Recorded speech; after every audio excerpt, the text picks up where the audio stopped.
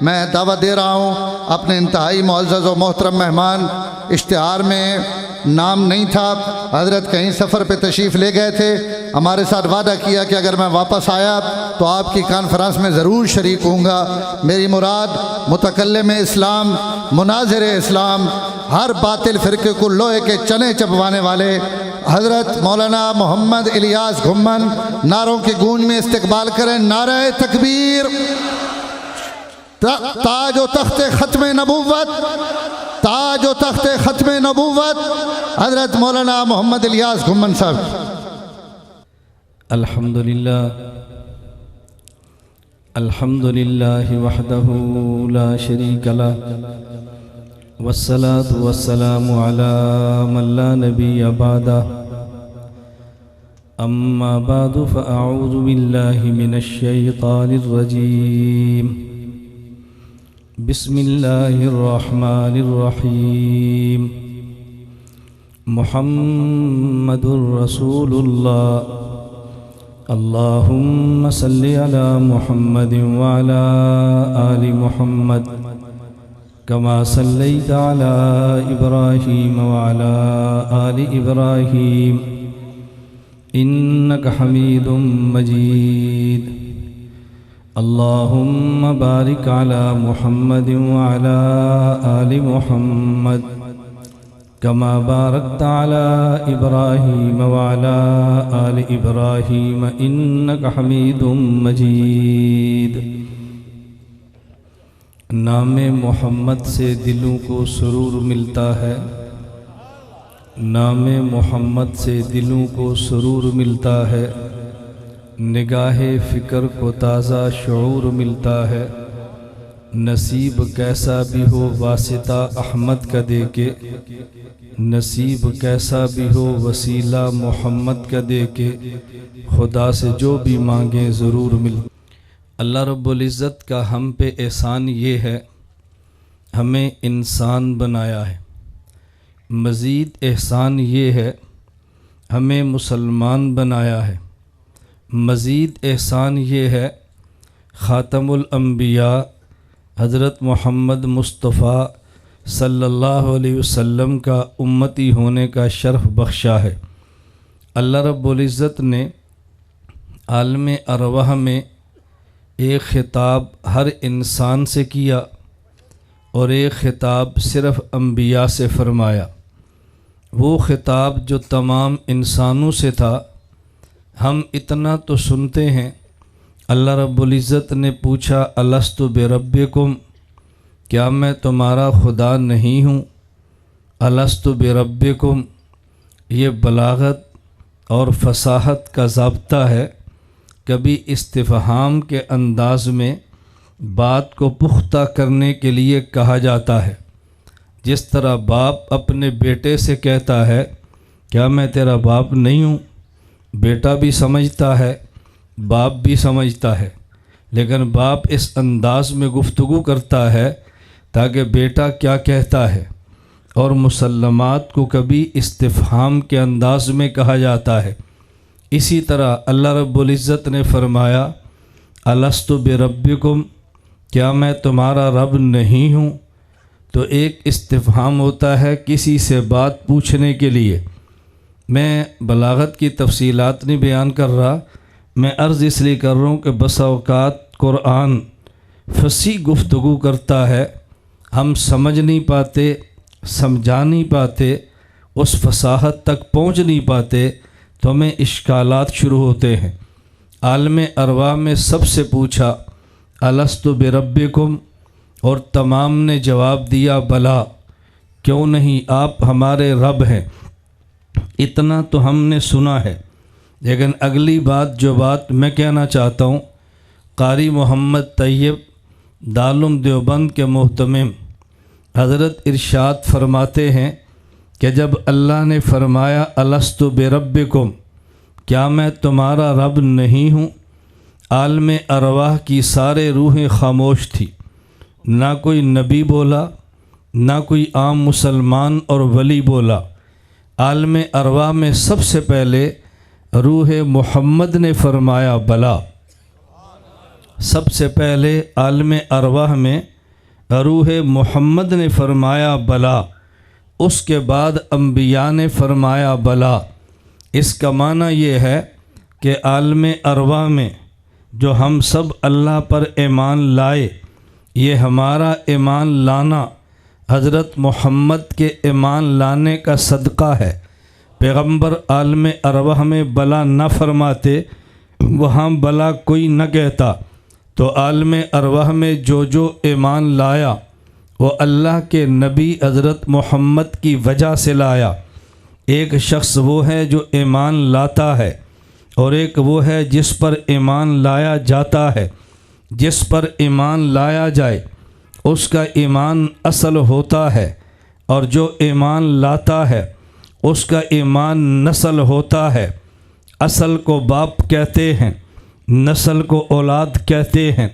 اس کا مطلب یہ ہے کہ عالم ارواح میں جس نے بلا کہہ کے اللہ پہ ایمان کا اظہار کیا تھا، وہ عالم ارواح میں ہی روحانی طور پہ حضرت محمد کا بیٹا بن چکا تھا۔ باقی سب اولاد بنے ہیں، ہمارے نبی والد بنے ہیں۔ ایک ہے تعلق جسم کا اور ایک ہے تعلق روح کا۔ عالم ارواح میں ہمارے یہ جسم نہیں تھے، عالم ارواح میں صرف ہماری روحیں تھیں۔ خطاب ان جسموں کو نہیں تھا، عالم ارواح کی روحوں کو تھا۔ تو عالم ارواح ہی میں سے پیغمبر کا ایمان اصل بنا ہے، ہمارا ایمان نسل بنا ہے۔ پھر دوسرا خطاب اللہ نے حضرات انبیاء کرام علیہ السلام کو فرمایا۔ انبیاء علیہ السلام کو اللہ نے فرمایا ثم جاءکم رسول، لیکن یہ بات اچھی طرح سمجھو، وَإِذْ أَخَذَ اللَّهُ مِيثَاقَ النَّبِيِّينَ، جب سارے نبیوں سے اللہ نے وعدہ یہ لیا، لَمَا آتَيْتُكُم مِّن کتاب، میں تمہیں کتاب بھی دوں گا، وَحِکْمَةٍ، تمہیں حکمت بھی دوں گا۔ کتاب نام ہے علم کا، حکمت نام ہے دانائی کا۔ فارسی کا ایک جملہ ہے، یک من علم را دا من عقل باید، جسے ہم چھٹانک کہتے ہیں اسے وہ من کہتے ہیں۔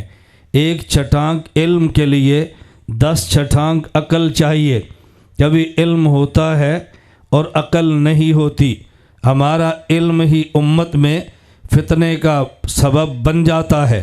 ہمارے اکابر علماء دیوبند کو اللہ نے علم بھی دیا تھا اور اللہ نے عقل بھی دی تھی، اور امت کو یوں سنبھالا تھا۔ میں صرف ایک واقعہ پیش کرتا ہوں، میرے پاس تو اکابر کی بتائی ہوئی بہت ساری مثالیں اور واقعات بھی ہیں۔ 1965 کا جہاد تھا، پاکستان سے فتویٰ جہاد کا لگا، ہندوستان دارالعلوم دیوبند سے فتویٰ فساد کا لگا۔ مفتی محمود رحمۃ اللہ علیہ سے کسی نے پوچھا، حضرت ایک بات سمجھ نہیں آ رہی، پاکستان کے دیوبندی علماء کہتے ہیں یہ 65 کا جہاد ہے، دارالعلوم دیوبند والے علماء کہتے ہیں کہ یہ جہاد نہیں فساد ہے، تو بات ان کی ٹھیک ہے یا بات ان کی ٹھیک ہے؟ مفتی محمود فرمانے لگے بات ہماری بھی ٹھیک ہے، بات ان کی بھی ٹھیک ہے، تم دونوں کی بات کو سمجھے نہیں ہو۔ ادھر سے لڑنے والا مسلمان فوجی ہے، اور جب مسلمان فوجی کافر فوج کو مارے تو جہاد کہتے ہیں۔ ادھر سے لڑنے والا ہندو کافر فوجی ہے، اور جب کافر فوجی مسلمان کو مارے تو فساد کہتے ہیں۔ اس لیے ہم جہاد کہتے ہیں، وہ دیوبند فساد کہتا ہے۔ فرمایا دونوں ٹھیک ہے۔ ہم نے اکابر کو قریب سے دیکھا نہیں ہے، بس اوقات ہم دور سے بات کا گزرتے ہیں، پھر ہمیں بات سمجھانی پڑتی ہے۔ میں بارہا کہتا ہوں، جس جماعت کا سٹیج ہو، آنے والے کو کارکن بر کے بات کرنی چاہیے۔ جماعت کی پالیسیوں پر مشورے نہیں دینے چاہیے۔ اگر مشورہ دینا ہو تو جماعت کی شورا کو بند کمرے میں دیتے ہیں، عوام کو سٹیج پر نہیں دیتے۔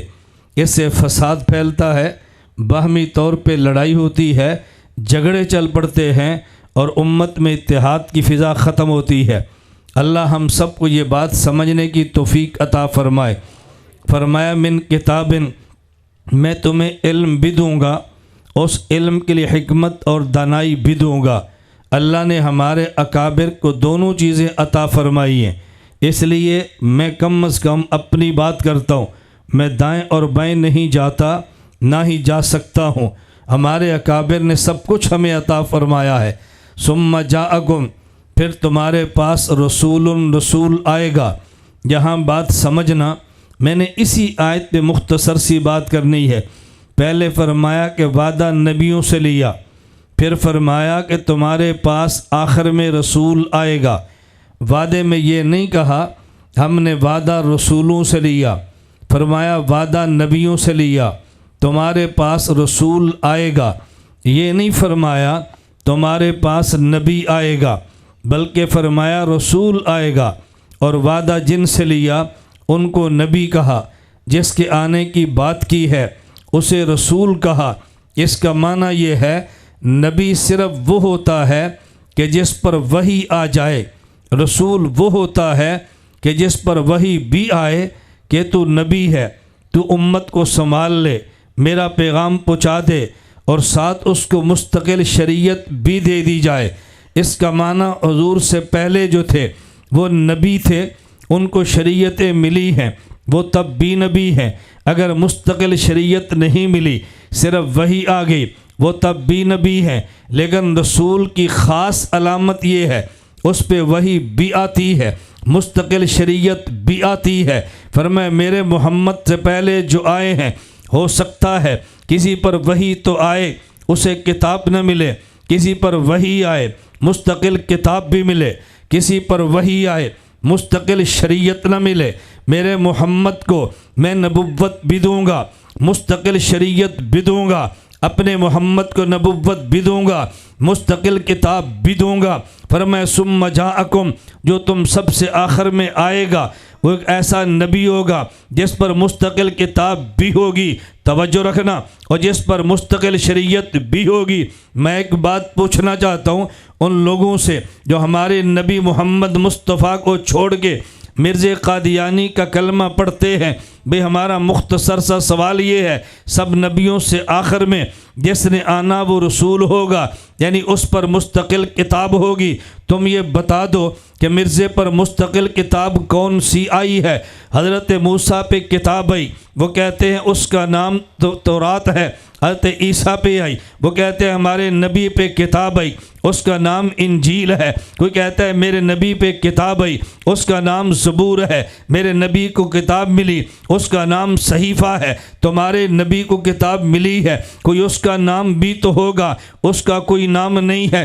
اس کا معنی کہ مستقل کتاب نہیں ہے۔ بات توجہ سے سمجھنا، اگر کسی پہ شریعت ملے، بھئی تم کون ہو؟ کہا شریعت موسوی ہے۔ تم کون ہو؟ شریعت عیسوی ہے۔ تم کون ہو؟ شریعت ابراہیمی ہے۔ بھئی تم کون ہو؟ شریعت ابراہیمی ہے۔ اگر تمہارے نبی کے پاس کوئی شریعت تھی تم اس کا نام بتا دو۔ اس شریعت کا نام یہ ہے، نہ مستقل کتاب کا نام ہے، نہ مستقل شریعت کا نام ہے۔ میں اگلی بات کہنا چاہتا ہوں، اگر تم صرف نبی کہہ دو، یہ جی رسول نہیں تھا، اس کے اوپر کتاب نہیں تھی، یہ صرف نبی تھا، میں نے کہا کوئی نبی بھی آئے اس کا کلمہ تو ہوتا ہے، کوئی تم کلمہ بتا دو۔ کہا جی ہمارے نبی کا کلمہ لا الہ الا اللہ محمد رسول اللہ۔ ہم نے کہا خدا سے ڈرو، دنیا میں سب سے قیمتی چیز ایمان ہے۔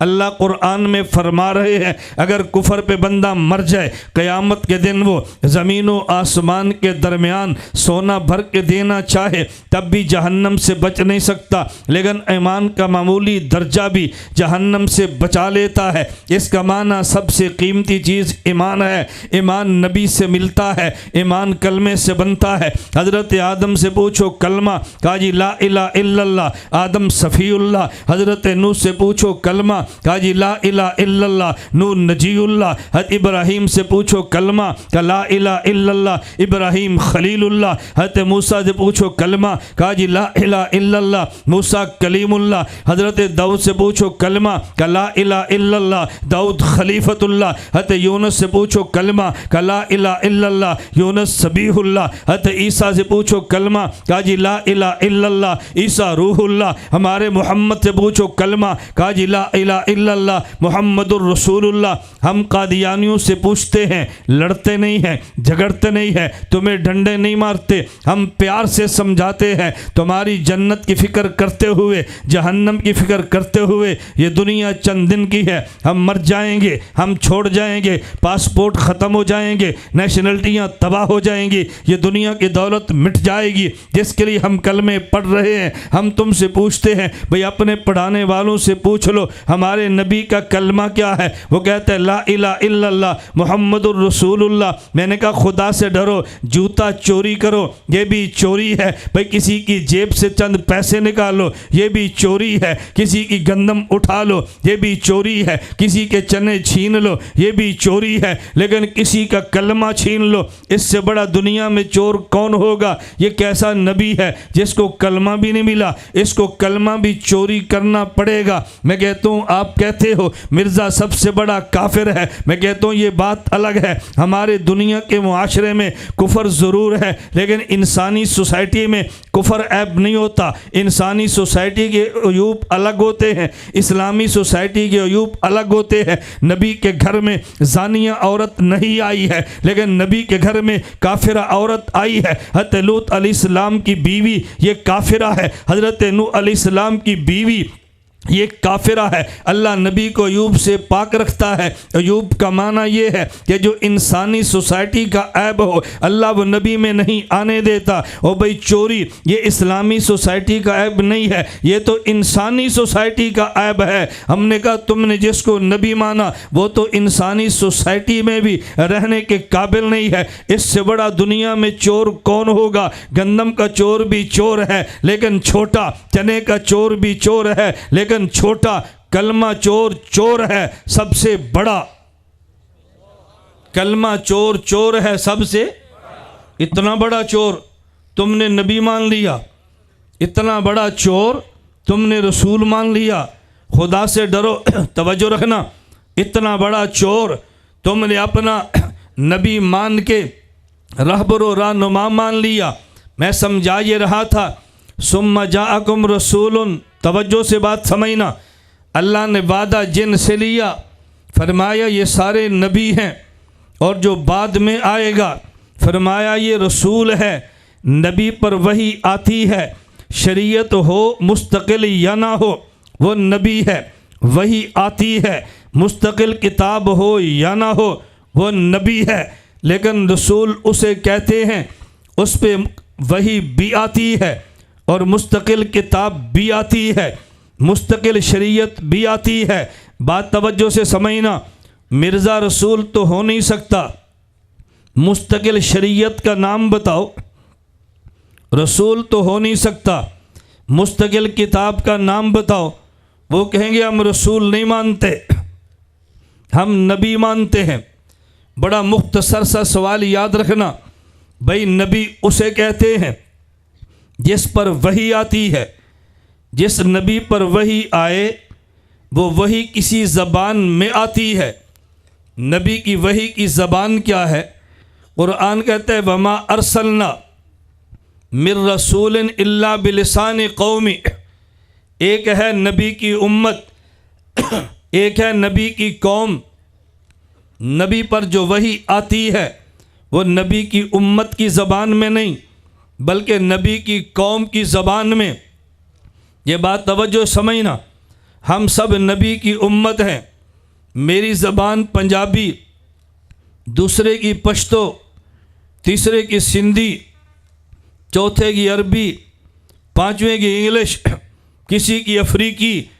یہ سب نبی کی امت ہیں لیکن یہ سارے نبی کی قوم نہیں ہیں.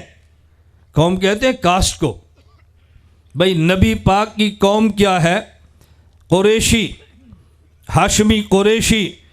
قریش کی زبان عربی, تو ہمارے پیغمبر کی وحی کی زبان بھی, توجہ سے مسئلہ سمجھنا, عربی. نبی کی وحی کی زبان وہ نہیں ہوتی جو نبی کی امت کی زبان ہو. نبی کی وحی کی زبان وہ ہے جو نبی کی قوم کی زبان ہو. ہم قادیانیوں سے سوال کرتے ہیں تم نے جس کو نبی مانا وہ غلام احمد ہے, تم بتاؤ اس کی قوم کیا ہے؟ سوال سمجھ لو گے؟ اس کی قوم کیا ہے؟ کیا قوم ہے؟ بولو۔ مرزا چوہان نہ یار، خدا تو ڈر، توجہ رکھنا۔ قوم کیا ہے؟ بولو نا۔ مرزا غلام احمد، قوم کیا ہے؟ مرزا۔ بھئی ہم پوچھتے ہیں یہ مرزا کون ہے؟ یہ عرب ہے، انگریز ہے، افریقہ ہے، ہندوستان کا ہے؟ کہا جی ہندوستان کا ہے۔ ہم نے کہا وہاں کے جو مرزے ہیں ان کی زبان کیا ہے؟ کہا جی پنجابی۔ ہم نے کہا اگر مرزا غلام احمد قادیانی نبی ہے تو پھر اس کی وحی کی زبان پنجابی ہو، وحی کی زبان پنجابی ہو۔ جہاں تک قادیانیت کو میں نے پڑھا ہے، میرا مطالعہ بہت زیادہ نہیں ہے، بہت کم ہے، جہاں تک میں نے پڑھا ہے یہ کہتا ہے مجھ پر وحی آتی ہے کبھی عربی میں، کبھی انگلش میں، کبھی فارسی میں، کبھی پنجابی میں، کبھی اردو میں، کبھی سنسکرت میں، 7 زبانوں میں وحی۔ توجہ رکھنا، نبی کی وحی کی زبان وہ جو نبی کی قوم کی ہے، مرزے کی قوم ایک ہے، وحی کی زبانیں 7 ہیں۔ قوم اور وحی کی زبانیں، بولو اب مسئلہ سمجھنا، وحی کی زبانیں 7 اور قوم، نبی کی وحی اسی زبان میں جو قوم کی زبان ہے۔ اگر مرزے کی وحی ٹھیک ہے تو پھر قومیں 7، قومیں کتنی ہوگی؟ اور اگر قوم ٹھیک ہے تو پھر وحی ایک۔ یہ تم نے فیصلہ کرنا ہے کہ اس کی قوم ٹھیک تھی یا وحی ٹھیک تھی۔ اگر وحی ٹھیک نہیں ہے تو پھر نبی نہیں ہے، اور قوم ٹھیک نہیں ہے، 7 قومیں ہیں۔ ایک بندے کی قوم ایک ہوتی ہے، جس کی 2 قومیں ہو، ہمارے ہاں اس کو حلال زادہ نہیں کہتے، اسے حرام زادہ کہتے ہیں۔ 2 قومیں ہوں حرام زادہ، 3 قومیں ہوں بڑا حرام زادہ، 4 قومیں بڑا حرام زادہ، 5 قومیں بڑا حرام زادہ، 6 قومیں بڑا حرام زادہ، 7 قومیں اس سے بڑا حرام زادہ۔ ہم کہتے ہیں تمہاری مرضی، ہم تم سے لڑتے اور جھگڑتے نہیں ہیں۔ اللہ قرآن میں فرما رہے ہیں وَمَا أَرْسَلْنَا مِن رَّسُولٍ إِلَّا بِلِسَانِ قَوْمِهِ، کسی نبی پر وحی اس زبان میں ہوتی ہے جو نبی کی قوم کی زبان ہو۔ مرزے کی قوم مرزا ہے، لہذا وحی کی زبان وہ ہو جو اس کی قوم کی زبان ہے۔ اگر تمہیں نبی ماننے پر اصرار ہے تو پھر قومیں 7 مانو، اگر قوم ایک ماننے پہ اصرار ہے پھر اس کو تم نبی نہ مانو، کیونکہ نبی کی وحی قوم کی زبان میں ہوتی ہے۔ ہم جھگڑتے تم سے نہیں ہیں۔ میں نے کہا بات توجہ سے سمجھو، جس طرح چور ہونا یہ اسلامی نہیں، انسانی سوسائٹی کا عیب ہے، بالکل اسی طرح حرام زادہ ہونا اسلامی نہیں، یہ اسلامی نہیں، انسانی سوسائٹی کا عیب ہے۔ میں اسلام کی بات نہیں کر رہا، میں تو انسانی سوسائٹی کی بات کر رہا ہوں۔ ہمارا میسج صرف مسلمان کے لیے نہیں ہے، ہمارا میسج یورپ کے لیے بھی ہے کہ جس کو تم نے نبوت کے لیے چنا، اسلام کا مسئلہ بات کا ہے، ایمان کا مسئلہ بات کا ہے۔ اللہ نے ہمیں کرم کیا کہ سب سے پہلے انسان بنایا ہے، پھر کرم کیا ہمیں مسلمان بنایا ہے، پھر کرم کیا آخری نبی کا امتی بنایا ہے۔ جس کو نبوت کے لیے تم نے چنا یہ تو چور بھی ہے، اور اگر اس کی نبوت مانے حرام زادہ بھی ہے۔ ہماری سوسائٹی میں نہ چور قبول ہوتا ہے نہ ہی حرام زادہ قبول ہوتا ہے۔ انسانی سوسائٹی میں اس کو کوئی قبول نہیں کرتا۔ تم کہتے ہو تو مولوی لوگ مان لو، ان سے جھگڑا مولویت کا نہیں ہے، یہ بات کا مسئلہ ہے۔ ان سے جھگڑا اسلام کفر بات کا ہے، ان سے پہلے جھگڑا انسانی سوسائٹی کا ہے۔ جس بندے کو انسانی سوسائٹی میں قبول نہیں کیا جا سکتا، ہم اس بندے کو نبی مان لیں۔ یہ ہے تو ایک مختصر سا لطیفہ۔ ہندوستان میں مناظرہ مرزائیوں سے طے ہوا، انگریزوں نے ٹرین لیٹ کر دی، مسلمان مناظر نہ پہنچا، مرزائی اچھل رہا تھا لاؤ اپنا مناظر۔ ایک جٹ آدمی اٹھا، اس نے کہا میں بات کرتا ہوں. کہا تو کرے گا؟ کہا جی میں کرتا ہوں. وہ کھڑا ہوا, اس نے 5 منٹ مرزا قادیانی پر گالیوں کی بارش برسائی. لوگوں کا سر شرم سے جھک گیا, یہ کیسا آدمی ہے, اس کو بات کا سلیقہ بھی نہیں آتا. وہ جب بیٹھا, قادیانی مرزائی کھڑا ہوا, اس نے کہا جی اس سے کیا بات کرنی, کوئی دلیل تو دی نہیں ہے, صرف گالیاں دیتا ہے, گالیاں دینے سے مناظرے کا مسئلہ حل نہیں ہوتا. وہ بیٹھا, یہ پھر کھڑا ہوا, لوگوں نے کہا بیٹھ جا. اس نے کہا نہیں میں نے اس کی دلیل کا جواب دینا ہے. کہا یار خدا کا نام شرمندہ نہ کر, بیٹھ جا. اس نے کہا نہیں میں جواب دوں گا. یہ طاقت سے جٹ کھڑا ہوا. اس نے کہا میں نے 5 منٹ گالیاں دی ہیں, تم کہتے ہو مناظرے کا مسئلہ حل نہیں ہوتا. جس کو تم نبی مانتے ہو اس نے 60 سال گالیاں دی ہیں. مناظرے کا مسئلہ گالی سے حل نہیں ہوتا, تو گالی دینے سے نبوت کا مسئلہ حل ہو جاتا ہے؟ گالیوں سے مناظرہ نہیں جیت سکتے, گالیوں سے نبوت جیت جاتے ہیں. آپ یقین فرماؤ, میں خدا گواہ بنا کر کہتا ہوں, قادیانیت سے گفتگو کے لیے بہت بڑے عالم کی ضروری نہیں ہے, اچھے سے انسان کی ضرورت ہے. تم علماء کو تلاش کرتے ہو, عالمی مجلس, جی ہمیں مبلغ دو. مبلغ نہیں, مسئلہ سمجھو. جناب نگر جاؤ, کورس کرو, مسئلہ سمجھو, مبلغین سے مسئلہ سمجھو, گفتگو خود کرو. جب پھنسو گے کو جی میں مولوی نہیں ہوں, پوچھ کر آ جاؤں گا, کل پھر بات کرو, پھر پھنس جاؤ, پرسوں پھر بات کرو, 3 بات کرو گے تم خود بخود مناظر بن جاؤ گے. کب تک تم تلاش کرو گے مبلغین کو؟ خود کھڑے ہو, خود اپنے پاؤں پہ کھڑے ہوں. یہ گفتگو بات چل پڑی. میں ایک واقعہ پیش کرتا ہوں, میں نے مختصر وقت میں بات کہنی ہے. عیسائی سے مناظرہ, مولانا صاحب کا. عیسائی دلیل دے رہے ہیں, مولانا توڑ رہے ہیں, مولانا دے رہے ہیں, عیسائی توڑ رہے ہیں. ایک ذمہ دار کھڑا ہوا, کہا مولوی صاحب ادھر مینو گل کرن دیو.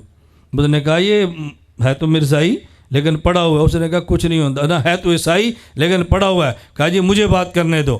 وہ جٹ کھڑا ہوا, اس نے عیسائی سے پوچھا اچھا یہ بتا تیرا دعویٰ ہے کہ عیسیٰ علیہ السلام اللہ کے بیٹے ہیں؟ کہا جی ہاں. کہا خدا کے کوئی اور بھی بیٹے ہیں؟ کہا نہیں جی ایک ہی ہے. اس نے کہا میرے 3 سوال ہیں, یہ بتا خدا کی عمر کتنی ہے؟ کہا ازل سے اربوں سال سے زیادہ. یہ بتا طاقت کتنی ہے؟ کہا علی کل شیء قدیر. کہا یہ بتا وہ تمہارے خدا کا بیٹا گیا کدھر ہے؟ کہا یہودیوں نے مار دیا تھا. اس نے کہا عمر کتنی؟ ہمیشہ سے. طاقت کتنی؟ علی کل شیء قدیر. پتر کنے جمے؟ ایک, وہ بھی کتنے گیا؟ یہودیاں مار دیتا. انہیں کہا کوڑے دے پترا پھر اب مینو من عمر 60 سال ہے, پتر 10 نے, میرے 10 جو کسی ایک نو ہاتھ لا کے بخا, ہاتھ لا کے بخا, ہاتھ لا کے. اتنی عمر ایک جمع, وہ بھی یہودی کھو کے لے گئے. یہ خدا ہے؟ میں اس کو اپنی زبان میں سمجھانے کے لیے کہتا ہوں, ایک ہوتا ہے مناظرہ, ایک ہوتا ہے جٹ جفا.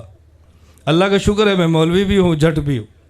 ایک ہے مناظرہ ہے کہ جٹ جفا, جٹ جپے سیکھو, علماء سے سیکھو, بات کرنا سیکھو, خود بات کرو خود. میں بات سمیٹتا ہوں. میں نے عرض کیا اللہ نے ایک عالم اربا میں وعدہ ہم سب سے, دوسرا وعدہ بولو نبیوں سے, اور جو جملہ فرمائے وہ سمجھ لو. انبیاء سے 2 باتیں, نمبر 1 لتؤمنن بہ, سبحان اللہ. اور نبی ماننا ہے تو نبی تو دیکھو نا, ایمان لانا ہے رسول تو دیکھو نا. کہا لتؤمنن بہ, تم نے میرے محمد پر ایمان لانا ہے. توجہ, ایمان لانا ہے. ایک وہ جو ایمان لائے, ایک وہ جس پر ایمان لائے. جس ایمان لایا جائے اس کا ایمان اصل, جو ایمان لائے اس کا ایمان نسل. اصل باپ ہے, نسل اولاد ہے. آدم سے لے کر عیسیٰ یہ سب ایمان لانے والے ہیں. ہمارے محمد پہ ایمان لایا جا رہا ہے, اس کا معنی یہ ہے ہمارے محمد کا ایمان باپ ہے. سب انبیاء کا ایمان اولاد ہے, ہمارے نبی کا ایمان باپ ہے. ہم سب کا ایمان اولاد ہے, ان کے پاس ایمان باپ ہے. اس رشتے میں نبی باپ ہے, سارے نبی ان کی اولاد ہیں. حضرت آدم بیٹے ہیں, محمد باپ ہیں. عیسیٰ بیٹے ہیں, محمد باپ ہیں. تم کہوگے پہلی بار, میں نے کہا پہلی بار نہیں, اکابر نے لکھا, ہم نے کبھی توجہ نہیں دی. حضرت عائشہ ازواجہ امہاتہم یہ ماں ہے, سیدنا صدیق اکبر مومن ہے. حضرت حفصہ یہ ماں ہے, حضرت حفصہ مومن پیغمبر کی بیوی ماں ہے. حضرت عمر مومن ہے. میں سمجھانا یہ چاہتا ہوں ایمان والے پیغمبر کی بیوی کے اولاد ہیں, نبی کی بیوی سب ایمان والوں کی ماں ہے جب رشتہ خون کا دیکھے صدیق باپ ہے عائشہ ماں ہے جب رشتہ ایمان کا دیکھے عائشہ ماں ہے صدیق بیٹا ہے جب رشتہ خون کا دیکھے حضرت عمر باپ ہے حفصہ بیٹی ہے جب رشتہ ایمان کا دیکھے حفصہ ماں ہے عمر بیٹا ہے جب رشتہ خون کا دیکھے آدم باپ ہے محمد بیٹا ہے جب رشتہ ایمان کا دیکھے محمد باپ ہے آدم بھی بیٹا ہے لَتُؤْمِنُنَّ بِهِ وَلَتَنْصُرُنَّ تم سب نے ان کی تائید بھی کرنی ہے۔ علامہ سبکی نے مستقل کتاب لکھی ہے التفصیل والمنہ، ایک آیت کی تفسیر میں پوری کتاب لکھی ہے۔ تم نے تائید بھی کرنی ہے، سب کسی کے پیچھے کھڑے ہو کے امام مان لیں، اس سے بڑی تائید کیا ہوتی ہے۔ بیت المقدس میں حضور کو امام من کے انبیاء نے تائید بھی کی ہے۔ میں بس اتنی بات عرض کرتا ہوں، اللہ کا کرم ہے ہمیں انسان بنایا، اللہ کا کرم ہے ہمیں مسلمان بنایا، خدا کا کرم ہے آخری پیغمبر کے امتی ہونے کا شرف بخشا ہے۔ ہم اس پہ خدا کا شکر بھی ادا کریں، اس نعمت کی قدر بھی کریں، اور اس نعمت کی شکر اور قدر یہ ہے اس پر جس حد تک ممکن ہو انسان محنت کرے۔ اللہ مجھے اور آپ سب کو ختم نبوت کی تحریک کا غلام بنائے، نوکر بنائے، خادم بنائے، اپنا سب کچھ اس پہ لٹانے کی توفیق عطا فرمائے۔ وآخر دعوانا ان الحمد للہ رب العالمین۔